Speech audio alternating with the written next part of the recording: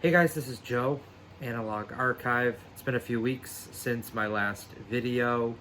Um, First off, I want to say thank you for all of the support and the comments on my last video unboxing that big kind of Blue Note grail for me, Green Street. Yeah, really appreciate the support. Didn't really expect that video to do as well as it did by my standards, so again, thank you for the support on that.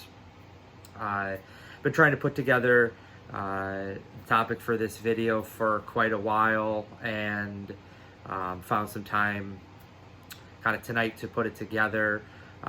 Last maybe about 6 months or so, I've been really getting into music from Africa, specifically music from Nigeria and Ghana, along with some just other killer kind of African records.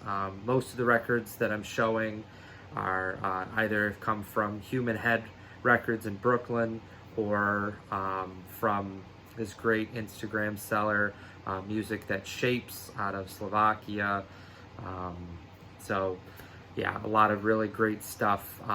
This isn't my entire African kind of record collection, but these are the records that have really resonated with me, that I've picked up in the last 6 months, and I think are worth kind of discussing. So we'll get right into it.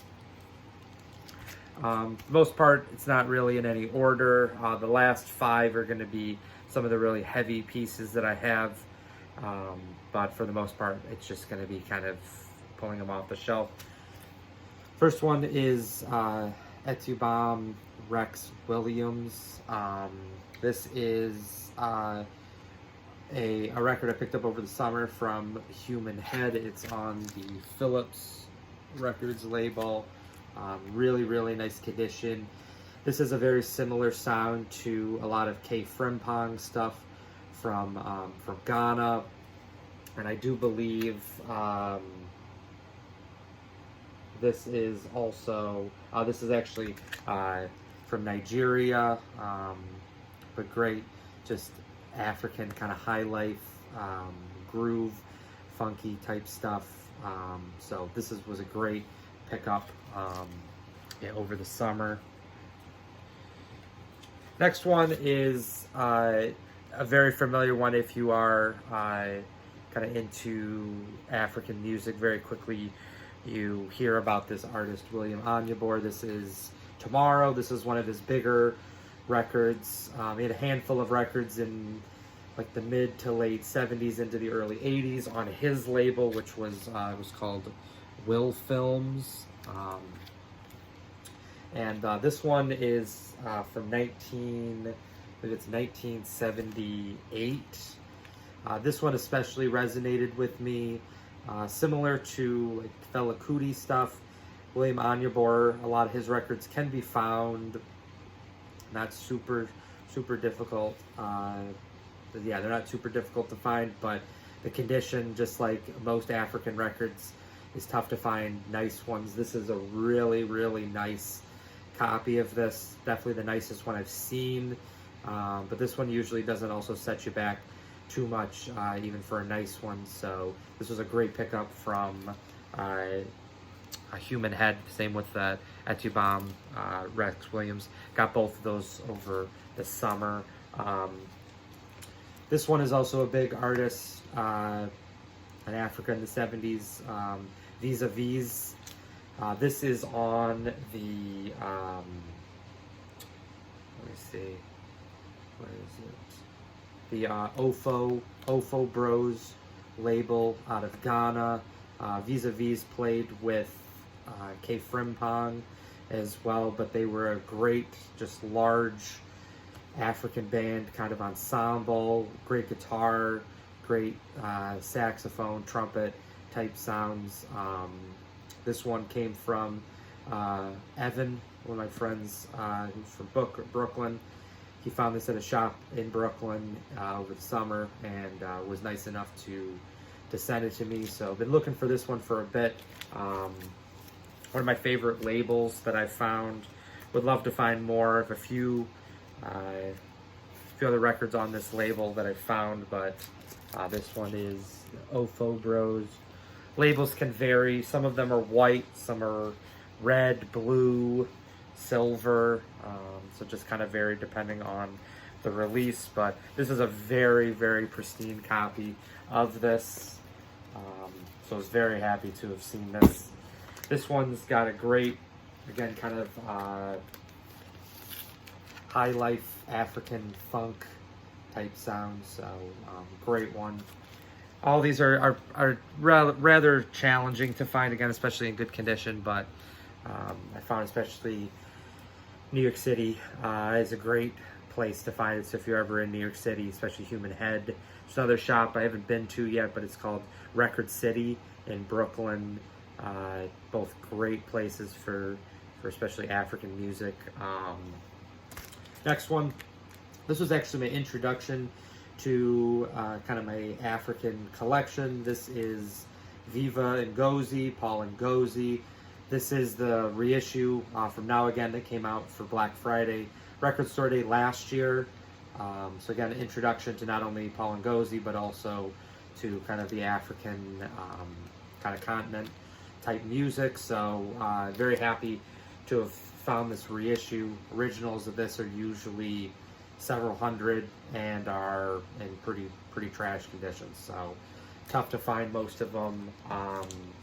Climate of Africa obviously doesn't lend well to the records kind of lasting very long, high humidity, high heat, but also most of the records did not come with an inner sleeve, so the records were just kind of placed right into the cardboard and were pretty much almost like VG right out of the pressing plant. So it's tough to really tough to find these in nice condition.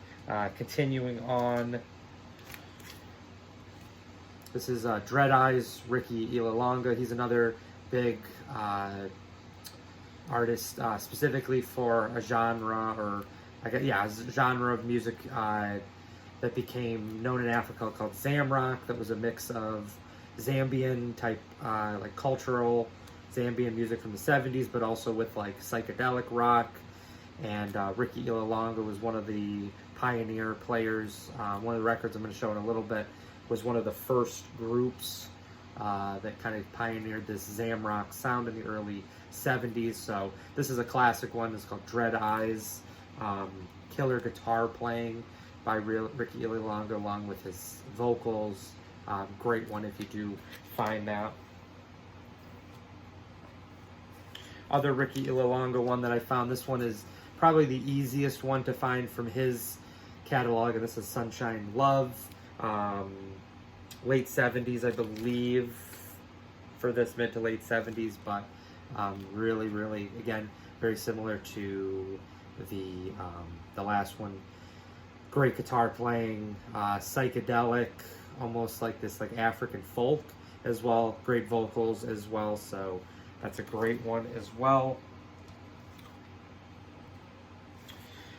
Very excited to have found this. I know there's a reissue of this that was also from Now Again, but really was holding out for an original. Was able to find this from, again, a seller out of Slovakia. This is Danger, and it's the Jadu sisters.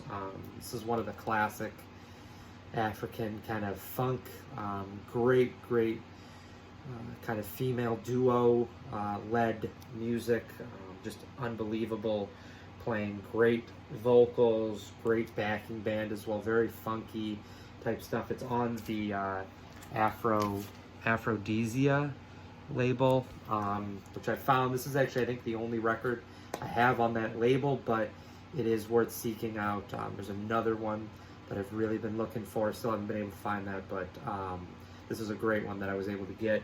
Really nice condition as well for that. So if you do see that, Danger, the Lajadu sisters.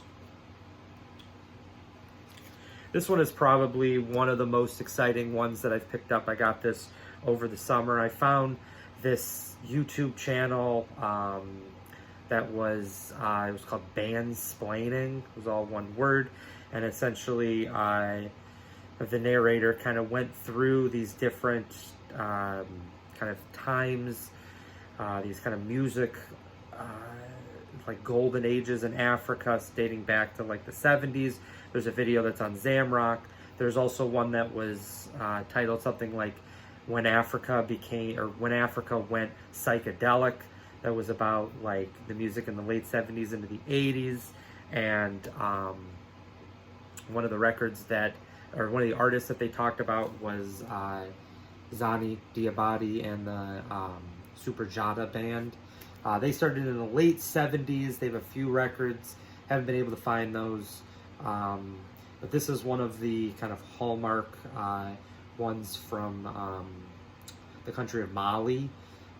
Just really, really great guitar-led, great vocals. Again, it's this mix between kind of like psychedelic rock, just real heavy guitar-led type music mixed with just classic kind of African, especially Mali-based music, which was very rhythm-based, very kind of fast tempo type music. So very happy to find this. I got this from a seller out of Italy on Discogs. Not a super expensive one. I think it was like maybe $30. In excellent condition. There is a US release of this. This came out in 1985, and there was a US release from like 87 or 88. Had a different cover. That one can be found in the US for probably about the same price, maybe $15, $20. So if you really like kind of fast-paced African, especially stuff from like Mali, yeah, this is a killer one. So yeah, again, this is Zani Diabate and the Jada band. So very happy to have found this one. Again, one of my favorite records from kind of this African kind of collection that I have, or that I've come. This one was also an exciting one I found over the summer from Human Head. This is T-Mac featuring Marjorie Barnes, and this is called Night Illusion. It's got this great SKJ label.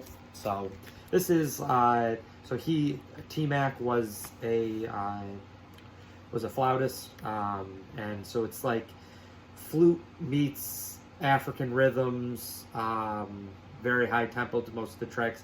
Really killer flute playing. I'm not really a huge fan of flute, but when flute kind of meets like funky music, this was just a perfect combination. Really, really nice condition to this. Tough one to find. And this was on the wall at Human Head, so very happy to have been able to grab this. Great price as well for it, so very happy about that one. T-Mac. Last handful of them. This was an early pickup. They got this another Zamrock. This is Ricky Banda, Kachova, Njuga. He was a bassist, so it's kind of like bass-led Zamrock. Again, same type of thing. Nice, faster tempo. Great, like, it's tight, kind of psychedelic, but just kind of like guitar-led playing. I know Dylan Noble Records has this one. Really great cover to this as well, so was very happy to have grabbed that. These other ones came in with a collection, I think around maybe late April. It's a Human Head as well. This one is Bomb.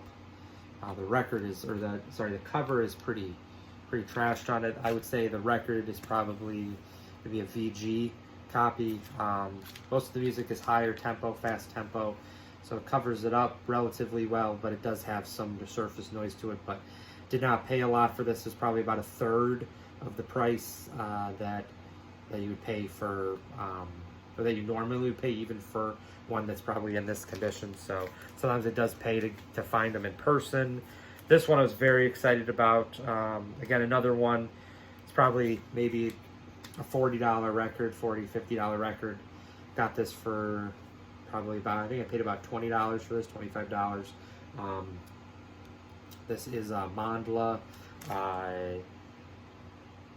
It's Do You Know the People? This is a saxophone-led Just again, fast-paced African Afrobeat type thing, but saxophone playing really drew me in. Really killer stuff. Vocals, but also some of the tracks are just instrumental. So really drew me in. Really killer one on this. So very happy to found this.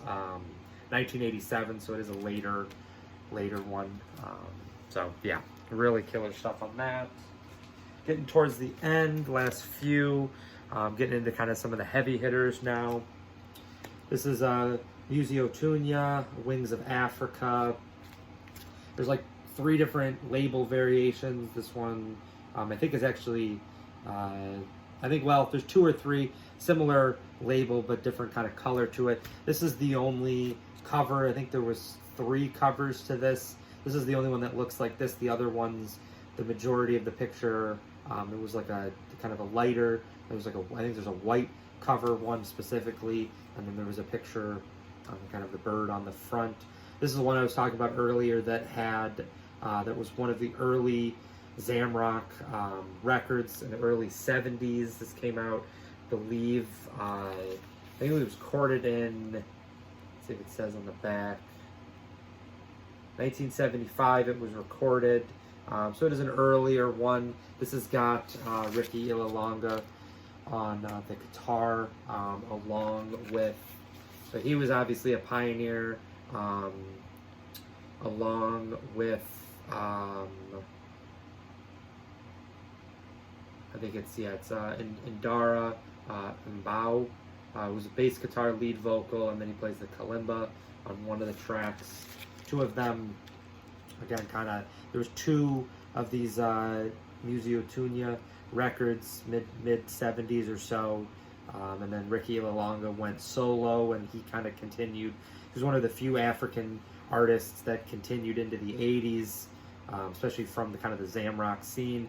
Sadly, a lot of the musicians that were affiliated with the Zamrock scene in Zambia in the 70s, by like the mid to late 80s, a lot of them had passed away because of AIDS, and so we lost a lot of great musicians, and also really lost also the ability for many of these musicians to kind of tell the history of them. So few artists, Ricky Ilalonga was one specifically that kind of lived into the 2000s. I believe he may have passed away maybe 5 or 10 years ago now. It might have been more than that, but into kind of more modern time where he was able to kind of speak about what the scene was like in the 70s. So really great one.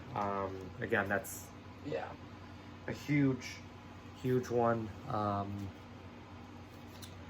Last few. This one, very excited to have found this. This is Ebo Taylor. This one is Twer Naimi. This is also on the Phillips one, just like that. Atubam Rex Williams record. Ebo Taylor was a killer. Actually, I think he's still alive. Yeah, killer guitar player. I believe he was from Nigeria. Yes, I believe he was from Nigeria. Had a handful of records in the 70s and 80s. Most of his stuff is like near impossible to find condition. Also price. Most of the records start probably $300, $400, $500 plus. Some of the records are even getting close to that 1,000 mark. Very excited to have grabbed this one. Sold a bunch at the beginning of the summer to be able to grab this, but really great guitar-led stuff on that. Next 2 are the same artist. This is probably my favorite African artist. This is K. Frimpong and his Cubano Fiestas. This is their first record. This is also on the Ofo Bros label out of Ghana. Really great vocals by K. Frimpong. Guitar playing is great as well. Jacob Osei, along with Sammy Red Cropper on rhythm guitar.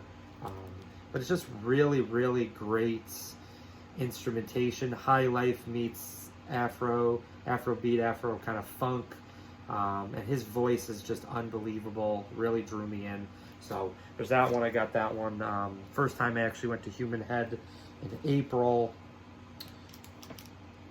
Last two came from the seller out of Slovakia. Never really expected to find an original of this. Frimpong is, Fiestas. This is the second record. This is backed by Visa-Vis, who I talked about earlier. This is also on the Ofo Bros. I think this is one of the best covers I've seen. I just absolutely love this one. Again, very similar lineup to this as well. Sammy Cropper's on lead guitar on this one, and then Jacob Osei is on the rhythm guitar.